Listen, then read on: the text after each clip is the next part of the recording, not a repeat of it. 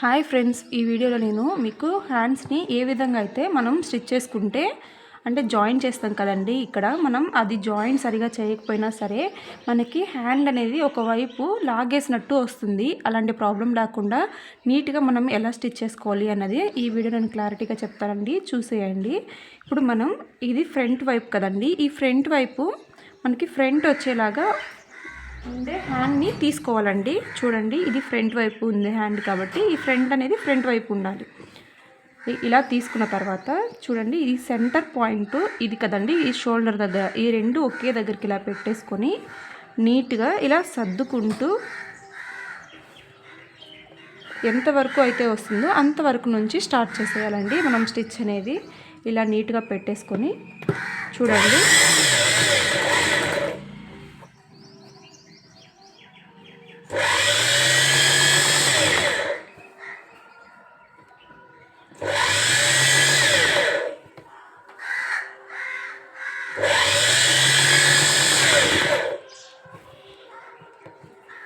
చూడండి ఎప్పుడైనా సరే ఈ టాకా వేసుకున్నది కరెక్ట్గా ఈ షోల్డర్ పైకే రావాలండి.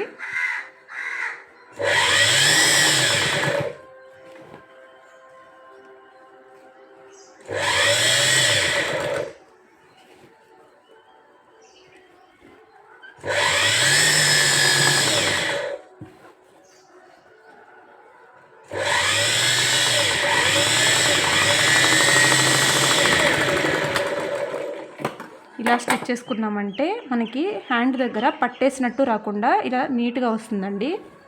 చూడండి, ఇలా చూడండి ఎలా ఎంత బాగా వచ్చిందో. ఎప్పుడైనా సరే ఇలా మిడిల్లోకి ఎక్కడ స్టిచ్ మనం ఇక్కడ షోల్డర్ ఎక్కడైతే ఉంటుందో అక్కడే మన హ్యాండ్ మిడిల్ అనేది రావాలండి. అలాంటప్పుడే మనకి ఇక్కడ హ్యాండ్స్ అన్నవి పట్టేసినట్టు రాకుండా చాలా నీట్గా అయితే వస్తాయండి.